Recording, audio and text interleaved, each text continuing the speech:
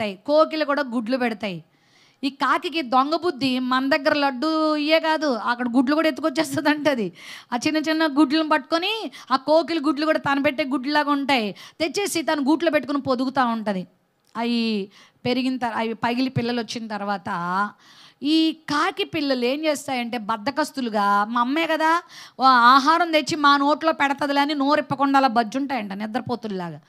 ఈ కోకిల పిల్లలు ఏం చేస్తాయంటే ఆ తల్లి స్పర్శ అందదు వాటికి, తల్లి అంటే అర్థమైపోద్ది. అయితే అవి సర్వైవ్ అవ్వాలి కాబట్టి అవి ఏం చేస్తాయంటే ఆకలి ఎక్స్ప్రెస్ చేస్తాయి. ఎలా అంటే ఈ యొక్క కాకి వెళ్ళి ఆ భోజనం తీసుకోవడానికి బయటికి వెళ్ళి వచ్చిన తర్వాత ఆహారం చూడగానే అని నోరు తెరుస్తాయట.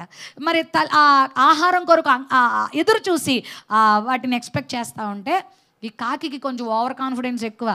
ఈ సొచ్చుగా బద్ధకంగా ఉన్న పిల్లలేమో కోకిల పిల్లలు, యాక్టివ్గా ఉన్న పిల్లలు నా పిల్లలే అనుకొని కొంతమంది అంతే కదా. అందుకే సామెత వచ్చింది, కాకి పిల్ల కాకి ముద్దు అనేది అందుకే వచ్చింది.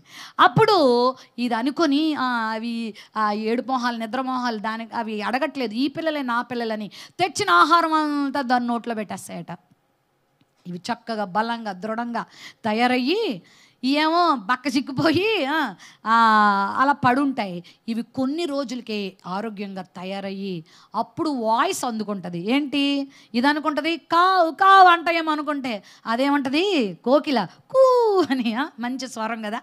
వా అనేసరికి అర్రెర్రెర్రె ఎంతకాలం వీటిని పెంచానా అని చెప్పి అప్పుడు తరిమేస్తుంది అంటది దాని గూళ్ళోంచి.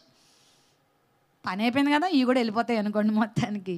ఈ విషయం ఇక్కడ ఎందుకు గుర్తు చేశానంటే వాక్యంలో కూడా మాట ఉంది, నీ నోరు బాగుగా తెరువుమో నేను దాన్ని నింపెదను అంటాడు.